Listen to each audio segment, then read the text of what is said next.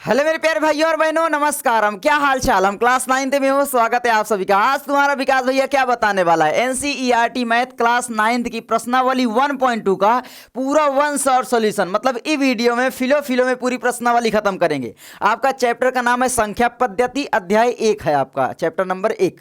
तो चलिए देखते हैं यहाँ पर मेरे प्यारे भाइयों, सबसे पहला क्वेश्चन क्या कहता है। पहला क्वेश्चन है आपका, नीचे दिए गए कथन सत्य हैं या असत्य हैं, कारण के साथ अपने उत्तर दीजिए। तो आपको कारण भी बताना है। तो यहां पर सबसे पहला क्वेश्चन क्या कहता है, प्रत्येक अपरिमेय संख्या एक वास्तविक संख्या होती है। बताइए बताइए। तो यहां पर थोड़ा देखिए, प्रत्येक अपरिमेय संख्या एक वास्तविक संख्या होती है। तो यहां पर मैंने आपको बताया था मेरे प्यारे बच्चों कि भाई वास्तविक संख्या जो होती है वो दो प्रकार की होती है ना। कौन कौन सी आपको पता है भाई, वास्तविक संख्या। तो वास्तविक संख्या जो होगी मेरे प्यारे भाइयों, वो आपकी आप कहो दो प्रकार की होगी। क्यों होगी? क्योंकि वास्तविक संख्या एक बड़ा सा डिब्बा है जिसके अंदर जो है वो आपकी यहाँ पर परिमेय संख्या भी आती है। आपको पता होगा कौन सी आती है, परिमेय संख्या। तो परिमेय भी आती है और यहाँ पर मेरे प्यारे भाइयों अपरिमेय भी आती है। ठीक है, कौन सी आती हैं? अपरिमेय संख्याएं भी आती हैं। परिमेय बोले तो जिसको P बटे Q के रूप में लिखा जा सके, जैसे 3/4 यानी बटे वाली संख्याएं है ना, 0/1 इस तरीके से, 22/7 ये सभी संख्याएं होती हैं। और अपरिमेय बोले तो रूट के अंदर वाली सभी संख्याएं, √3 रूट इस तरीके से। ठीक है, और यहाँ पर पाई भी होती है। तो ये आपको पता है। तो अब बताइए क्या पूछ रहा है, प्रत्येक अपरिमेय संख्या एक वास्तविक संख्या होती है। तो इसका उत्तर बिल्कुल सही हो जाएगा। क्या बताइए? तो प्रत्येक अपरिमेय संख्या एक वास्तविक संख्या होती है। बताइए। तो यहां पर आपका उत्तर जो हो जाएगा, बताइए क्या हो जाएगा। तो उत्तर यहां पर मेरे प्यारे भाइयों सत्य हो जाएगा। क्यों सत्य है? यानी बोले तो ट्रू हो जाएगा, है ना। हैं तो बताइए क्यों? क्योंकि भाई अपरिमेय संख्या और परिमेय संख्या वास्तविक संख्या के अंतर्गत आती है। यानी प्रत्येक अपरिमेय संख्या वास्तविक संख्या हो सकती है, प्रत्येक परिमेय संख्या वास्तविक संख्या हो सकती है, लेकिन प्रत्येक वास्तविक संख्या परिमेय नहीं हो सकती, प्रत्येक वास्तविक संख्या अपरिमेय नहीं हो सकती। वास्तविक संख्या परिमेय और अपरिमेय दोनों हो सकती है ना। तो मैंने आपको सारी चीजें क्लियर करवा दिया। तो अब यहां पर मेरे प्यारे भाइयों आपसे पूछा है कारण। तो चलिए कारण बताते हैं। कारण क्या है कि भाई वास्तविक संख्या के अंतर्गत लिखोगे, वास्तविक संख्या के अंतर्गत या अंदर जो भी बोलो, ठीक है, वास्तविक संख्या के अंतर्गत परिमेय और अपरिमेय दोनों प्रकार की संख्याएं आती हैं। दोनों प्रकार की संख्याएं आती हैं। ठीक है मेरे प्यारे भाइयों, तो ये आपका सही हो गया। तो इस तरीके से आप लोग कारण दे दोगे ये वाला। ठीक है, ये पूरा आप लोगों को कारण दे देना, लिख लीजिए। या पूरा आप नोट्स चाहते हैं तो लर्न मंत्र एप्लीकेशन प्ले स्टोर से डाउनलोड कर लीजिए। वहां पर मैं आपको सारे डाउट, सारी क्लासेस, लाइव क्लासेस लेता हूं। तो आप जल्दी से बैच के साथ भी ज्वाइन हो सकते हैं। आधार बैच वहां पर चल रहा है। ठीक है, तो ज्वाइन हो सकते हैं। आगे बढ़े मेरे प्यारे भाइयों, चलिए देखते हैं दूसरा यहां पर, है ना। पहले का दूसरा कहता है, संख्या रेखा का प्रत्येक बिंदु रूट यम के रूप का होता है जहां यम एक प्राकृतिक संख्या है। ध्यान देना, जहां यम एक प्राकृत संख्या यानी प्राकृतिक संख्या, नेचुरल संख्या है। तो चलिए देखते हैं यहां पर मेरे प्यारे बच्चों इसका उत्तर क्या होगा, जल्दी से मुझे बताइए इसका उत्तर क्या होगा। तो सबसे पहले आप लोगों को समझना है यहां पर कि भाई प्राकृत संख्या क्या होती है। ठीक है, तो यहां पर अगर मैं लिखूं कि भाई प्राकृत संख्या क्या होती है, तो आपको पता है मेरे प्यारे भाइयों, अरे आपको पता ही है, मुझे पता है। ठीक है, तो प्राकृत संख्या क्या होती है, जिनका प्रयोग हम गिनने के लिए करते हैं, यानी गणन संख्याएं, काउंटिंग नंबर। ठीक है, तो यहां पर 1 हो जाएगा, 2 इस तरीके से आगे चलती जाती हैं और अनंत तक जाती हैं, है ना। तो ये आपकी प्राकृतिक संख्या। अब यहां पर बोला है कि यम प्राकृतिक संख्या और रूट यम के रूप का होता है, संख्या रेखा का प्रत्येक बिंदु। तो चलिए अब संख्या रेखा भी बना लेते हैं। तो यहां पर मैं बना दूं, चलिए यहां पर बना देता हूं। इस तरीके से आपकी क्या होती है, एक नंबर लाइन यानी संख्या रेखा होती है, बीच में आपका 0 होता है। ठीक है, इधर आपका संख्या रेखा में बिंदु स्टार्ट हो जाते हैं 2, इस तरीके से 3, इस तरीके से आपके 4, इधर माइनस वाली संख्याएं -1, है ना। अब इधर माइनस वाली संख्याएं आ जाती हैं, -1, -2, इस तरीके से -3 और अनंत तक ऐसे जाती हैं।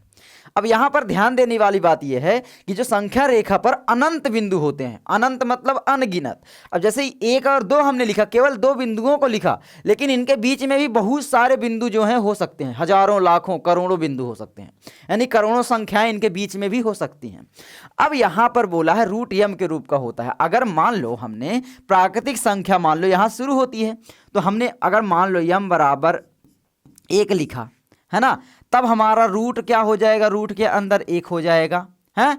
अगर हमने यम बराबर मेरे प्यारे भाइयों 2 लिखा, तब हमारा रूट के अंदर रूट 2 हो जाएगा, क्योंकि यम बराबर तो दिया है ना कि भाई रूट में हो। यम बराबर मान लिया हमने 3 है, तब यहाँ पर मेरे प्यारे भाइयों रूट के अंदर 3 हो जाएगा। यम बराबर अगर हमने लिया 4, तब हमारा क्या हो जाएगा, रूट 4। अभी मैं समझाना क्या चाहता हूँ, ठीक है। तो यहाँ पर हो जाएगा रूट 4, और रूट 4 को ही हम लिख सकते हैं 2, है, तो ये लिख सकते हैं। इसका मतलब ये तीनों संख्याएं 2 से छोटी हुई, यानी इसके बीच में आ गई, और 2 जो है यहाँ पर रूट 4 हुआ, ये वाला समझ में आया। अब यहाँ पर क्या पूछा है, कारण देना है, तो इसका उत्तर क्या हो जाएगा बताओ। इसका उत्तर तो सीधा सा आपको समझ में आ चुका होगा कि भाई असत्य हो जाएगा। असत्य क्यों होगा, क्योंकि भाई संख्या रेखा पर तो निगेटिव बिंदु भी आते हैं, लेकिन यहां पर पूछा है क्या संख्या रेखा पर प्रत्येक बिंदु यम के रूप का होता है, यानी प्रत्येक बिंदु रूट यम के रूप का कैसे हो सकता है बताओ। ये निगेटिव संख्याएं रूट यम के रूप की नहीं हो सकती, क्योंकि किसी भी निगेटिव संख्या का आप वर्गमूल निकालोगे तो क्या होगा, वो पॉजिटिव आ जाएगा, जो कि और निगेटिव संख्या का वर्गमूल एक काल्पनिक संख्या होता है, आपको पता है, तो ये पॉसिबल ही नहीं है। दूसरी चीज मेरे प्यारे भाइयों, प्रत्येक बिंदु बोला है, तो 2 संख्याओं के बीच में भी हजारों लाखों संख्या या बिंदु हो सकते हैं, तो भी संख्या रेखा पर प्रत्येक बिंदु नहीं दर्शाया जा सकता।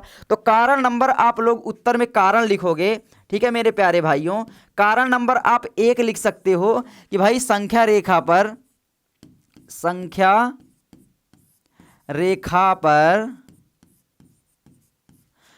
2 बिंदुओं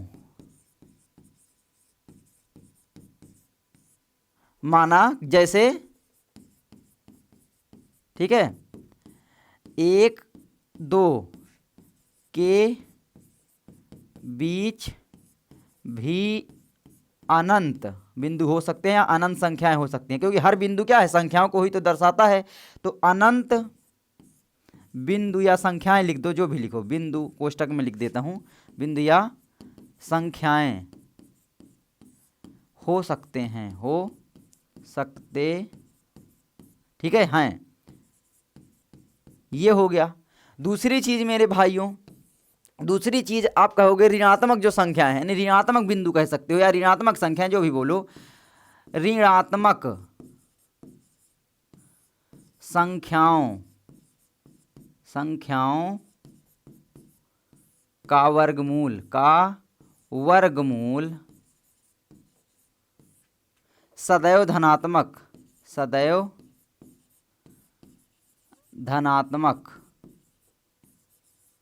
होता है। इसलिए हैं संख्या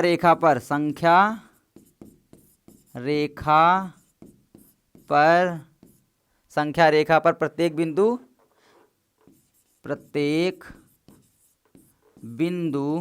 ठीक है रूट यम के रूप का नहीं हो सकता, नहीं हो सकता, ये लिख लेना, मैंने आपको समझा दिया, ठीक है। तो ये चीज़ आपको समझ में आ गई है। जैसे कि आप ये निगेटिव संख्याएं आप रूट के अंदर लोगे, मान लो ये 3 लिया, तो इसका भी आप वर्गमूल निकालोगे तो धनात्मक ही आएगा। समझ में आया, किसी का भी वर्गमूल ऋणात्मक नहीं हो सकता। तो ये चीज़ें भी आपकी आ गई, यानी 2 कारण आप दे सकते हैं, इनमें से कोई एक कारण आप लिख सकते हो। मैंने आपको समझाने के लिए सारी चीज़ें क्लियर करवा दी, ऐसे कोई क्लियर नहीं करवाएगा। आगे बढ़ते हैं मेरे प्यारे भाइयों। आगे हमारा तीसरा क्वेश्चन आता है, प्रत्येक वास्तविक संख्या एक अपरिमेय संख्या होती है। चलो फिर देख लेते हैं, वही वाला है कहानी कि भाई हमारी यहाँ पर आती है वास्तविक संख्या, अगर बोलें तो R, कैपिटल R से इसको दर्शाते हैं, रियल नंबर है ना। इसके अंतर्गत हमारी 2 प्रकार की संख्याएं होती हैं, एक तो आपकी परिमेय और दूसरी मेरे प्यारे भाइयों होती है अपरिमेय। क्या होती है? अपरिमेय। तो अब यहाँ पर बताओ इसको बोलते हैं अंग्रेजी में रेशनल, आपको पता है, लिख लीजिए, नोट बना लीजिए, ठीक है। इसको बोलते हैं इरेशनल, इरेशनल, ठीक है। और ये तो आपके रियल नंबर है ही है। तो अब बताओ यहां पर प्रत्येक वास्तविक संख्या एक अपरिमेय संख्या होती है, कैसे हो सकती है भाई? क्योंकि प्रत्येक वास्तविक संख्या तो परिमेय भी हो सकती है ना, और अपरिमेय भी हो सकती है, यानी दोनों प्रकार की संख्याएं हो सकती हैं। तो ये कथन भी आपका क्या हो जाता है? इसका उत्तर क्या हो जाएगा बताओ? असत्य हो जाएगा। पहली बात क्या है? असत्य हो जाएगा, यानी आप कहो तो फॉल्स हो जाएगा, ठीक है, ये चीज है। उसके बाद यहां पर मेरे प्यारे भाइयों कारण क्या है? बताओ कारण क्या है? कारण ये है फिर वही वाला कि भाई वास्तविक संख्या के अंतर्गत परिमेय और अपरिमेय संख्याएं होती हैं। अलग अलग भाषा से लिख सकते हो, या ऐसे भी लिख सकते हो कि अपरिमेय संख्या और परिमेय संख्या मिल करके वास्तविक संख्या बनाती है, जो इसलिए प्रत्येक वास्तविक संख्या एक अपरिमेय संख्या नहीं हो सकती, क्योंकि वास्तविक संख्या के अंतर्गत परिमेय और अपरिमेय दोनों संख्याएं होती हैं। तो आप ऐसे लिखो कि भाई, क्योंकि अपनी भाषा में भी लिख सकते हो, क्योंकि वास्तविक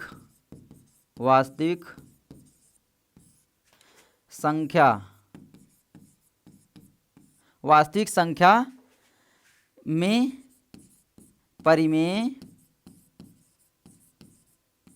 और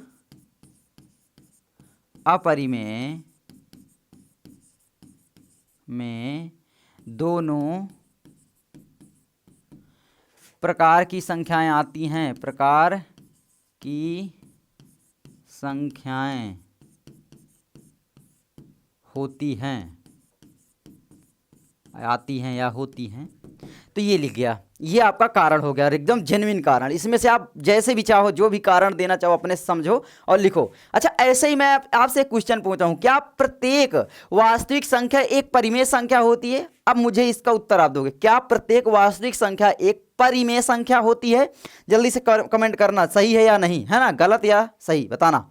आगे बढ़े मेरे प्यारे भाइयों, चलो आगे बढ़ते हैं। यहां पर दूसरा क्वेश्चन कहता है, क्या सभी धनात्मक पूर्णांकों के वर्गमूल अपरिमेय होते हैं? यदि नहीं तो एक ऐसी संख्या के वर्गमूल का उत्तर दीजिए, उदाहरण दीजिए जो एक परिमेय संख्या। अच्छा, सबसे पहले यहां पर डालोगे हल या उत्तर, जैसे भी डालो, यहां पर उत्तर डाला जाता है एक्चुअली में, ठीक है। क्या बोला है? क्या सभी धनात्मक पूर्णांकों के वर्गमूल अपरिमेय होते हैं? सबसे पहले मेरे प्यारे भाइयों बोला धनात्मक पूर्णांक। तो पूर्णांक क्या होते हैं आपको पता है मेरे प्यारे भाइयों, ठीक है। सबसे पहले यहां पर बोला है पूर्णांक, तो हम पूर्णांक भी समझ लेते हैं, हर एक चीज समझेंगे। अगर आप जीरो से स्टार्ट कर रहे हो मेरे साथ तो भी कोई दिक्कत नहीं है, ऐसे आपकी एक नंबर लाइन होती है, नंबर लाइन अगर समझ गए तो समझ लीजिए हो जाएगा। यहां मान लो हमने जीरो लिया, धनात्मक पूर्णांक का मतलब इधर हो जाएंगे 1 2, ये सभी 1 2 3 इस तरीके से, 4 5 इस तरीके से। इधर आपके ऋणात्मक पूर्णांक लिए जाते हैं, -1 इस तरीके से, -2, हैं। तो ये माइनस वाले तो हमें लेना नहीं। क्या सभी धनात्मक पूर्णांकों के वर्गमूल अपरिमेय होते हैं? यदि नहीं तो एक ऐसी संख्या के वर्गमूल का उदाहरण दीजिए जो एक परिमेय संख्या है। अब बताओ धनात्मक पूर्णांक, ठीक है। अब बताओ यहां पर मैंने अगर मान लो लिया वर्गमूल 1 का किया, यानी 1 का वर्गमूल किया, तो 1 ये हुआ, ऐसे लिख सकते हैं। इसको हम लिख सकते हैं √2, √3, इसको लिख सकते हैं √4, 4 को, है ना, फिर लिख सकते हैं √5, ऐसे करके आगे हम बढ़ते जाते हैं। तो यहां पर क्या पूछा, क्या सभी धनात्मक पूर्णांकों के जो वर्गमूल हैं वो अपरिमेय होते हैं? अपरिमेय आपको पता है अच्छे से, जो रूट वाले होते हैं। लेकिन यहां पर आपको समझाना क्या चाहता है, √1 का अगर हम वर्गमूल निकालेंगे तो √1 बराबर हम तो लिख सकते हैं ना 1, और रूट अगर 4 का वर्गमूल निकाले मेरे प्यारे भाइयों, तब ये 2 बाहर आ जाएगा। ये तो आपका वर्गमूल क्या है, अपरिमेय नहीं है, क्योंकि ये तो परिमेय संख्या हो गई। इसके बटे में 1, इसके बटे में 1 लगा सकते हैं, जो कि p/q के रूप का है। ये क्या है, अंश बटे हर के रूप में, p/q के रूप में, जहां q does not equal to 0 और q 0 के बराबर नहीं है। इसका मतलब क्या है, ये दोनों तो मेरे प्यारे भाइयों क्या हो गए बताओ, ये दोनों आपके क्या हो गए, ये दोनों आपके हो गए यहाँ पर मेरे प्यारे भाइयों परिमेय। क्या हो गई, परिमेय संख्या, यानी परिमेय हो गए। तो अब ये कथन तो असत्य हो गया, तो यहाँ पर इसका कथन है आपका असत्य, और मैंने कारण भी बता दिया है, अपनी भाषा में आप लिख सकते हो। चलो मैं लिख देता हूँ। तो कारण आप लोग क्या दोगे, असत्य है। तो ऐसी संख्या बताना है यार, ठीक है। संख्या 2 सॉरी 4, हाँ 4 लिखो, या संख्या 1 एवं 4 जितनी संख्याएं पूछे एवं 4, हाँ का वर्गमूल परिमेय संख्या होता है। ठीक है, तो इसको मिटा दूं अब मैं, वर्गमूल परिमेय होता है। एक ही बताना था संख्या, मैंने आपको और भी बता दिया। बाकी आप लिख सकते हो कि किसी भी कोई भी पूर्ण वर्ग संख्या हो, ऐसे भी लिख सकते हो। तो चलो इसको मिटा दें, या फिर दूसरा कारण आप ऐसे भी दे सकते हो। देखो मैं बता देता हूं, दूसरा कारण आप ऐसे बहुत अच्छा भाषा लिख सकते हो कि भाई कोई भी पूर्ण वर्ग संख्या का वर्गमूल परिमेय होता है, सदैव परिमेय होता है। लिख दो, सदैव परिमेय होता है। परिमेय, उदाहरण के लिए ये कारण मैंने बता दिया। ठीक है, तो ऐसे कोई नहीं समझाएगा, हर एक पहलू पर बात कर रहे हैं मेरे भाई। अब बताओ क्यों होता है? कोई भी पूर्ण वर्ग संख्या क्या होती है जिनका हम पूर्ण वर्ग निकाल सकें? जैसे कि मैंने लिया 2 का अगर हम वर्ग करेंगे तो यानी 4 आएगा। 4 एक पूर्ण वर्ग संख्या है। अब इसी को कन्वर्ट, अगर 4 में हमने फिर मान लो लगा दिया रूट, इसी का वर्गमूल निकाले तो फिर भी हमें 2 प्राप्त हो जाएगा ना, यही वाली संख्या। तो ये हो गया। दूसरी ले सकते हो, मान लो मैंने लिया 1 भी तो है भाई, 1 का वर्ग निकालोगे आपका क्या हो जाएगा, बराबर 1 आ जाएगा। और इसी 1 को अगर हम वर्गमूल के अंतर्गत रखें तो भी आपका वही होगा, और फिर निकालेंगे तो भी ये बाहर हो जाएगा। अच्छा, एक ऐसी संख्या है जो कि वही संख्या आती है वर्गमूल से बाहर निकालने पर, है ना, रूट के बाहर निकालने पर। ऐसे ही कोई भी संख्या ले सकते हो। मैंने मान लिया 4 का वर्गमूल किया 16, तो यहाँ पर मान लो 4 का हमने अगर वर्गमूल किया तो ये तो आपका 16 होगा। अब ये 16 को हम ऐसे मान लो लिखेंगे रूट के अंदर ऐसे। अब इसको हम बाहर करेंगे तब 4 आ जाएगा ना, 4 चौके 16। इसका मतलब क्या है, ये परिमेय संख्या हो जाएगी। यानी पूर्ण वर्ग संख्या क्या होती है, परिमेय होती है हमेशा। बताओ ये भाषा में कोई समझाया है आज तक? हाँ, तो पढ़ते रहे ना गप्पू बेटा, नहीं बहुत मारेंगे। ठीक है, आगे बढ़े। तो ये चीज आपकी क्लियर हो गई। आगे बढ़ते हैं, तो ये चीज क्लियर हुई या नहीं बताना कमेंट करके। बाकी प्ले स्टोर से लर्न मंत्र एप्लीकेशन डाउनलोड करो, वहां पर मैं आपको बहुत ही आराम से क्लास 9th और 10th की क्लासेस दे रहा हूं, सारे सब्जेक्ट पढ़ा रहा हूं। ऐसे ही सारे डाउट क्लियर किए जाएंगे। मैथ भी पढ़ाऊंगा, साइंस भी, सोशल साइंस भी, हिंदी भी। आपके जानते हो हिंदी में तो विकास भैया बिल्कुल मास्टर हैं। हाँ, ऐसे बता देते हैं 10 क्वेश्चन में 10 बोर्ड एग्जाम में फंसते हैं। तो आइए जल्दी से लर्न मंत्र एप्लीकेशन प्ले स्टोर से डाउनलोड करके आगे बढ़ते हैं मेरे प्यारे भाइयों। तीसरा क्वेश्चन, दिखाइए कि संख्या रेखा पर √5 को किस प्रकार निरूपित किया जा सकता है।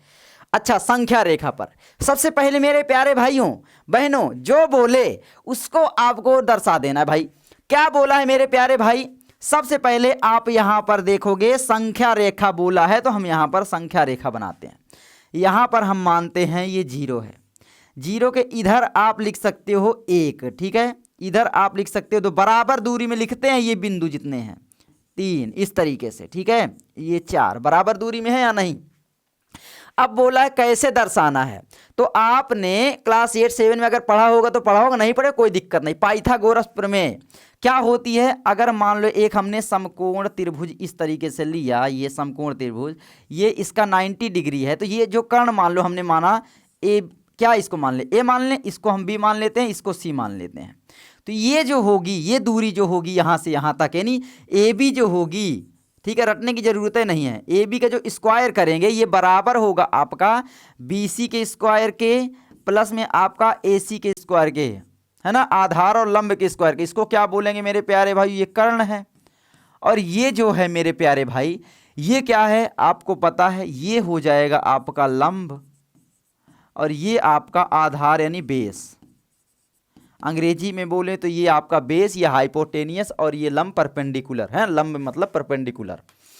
अब यहां पर क्या होता है, मान लो अगर हमने इसको 1 ले लिया, ये क्या है 1 मीटर या 1 सेंटीमीटर यानी 1 इकाई, और ये भी हमने 1 इकाई ले लिया, तब बताओ कितना हो जाएगा? तब 1 इकाई और 1 इकाई यानी 1 और 1 का वर्ग करेंगे, ए बी, तो हम निकालेंगे ए बी का यहाँ पर स्क्वायर बराबर में 1 का स्क्वायर प्लस में फिर 1 का स्क्वायर। 1 का स्क्वायर 1 होता है, तो ए बी का स्क्वायर, मैं समझाने के लिए बता रहा हूँ, 1 + 1 हो जाएगा, ठीक है। अब ए बी बराबर मेरे प्यारे भाइयों क्या हो जाएगा, रूट में आपका 2 हो जाएगा।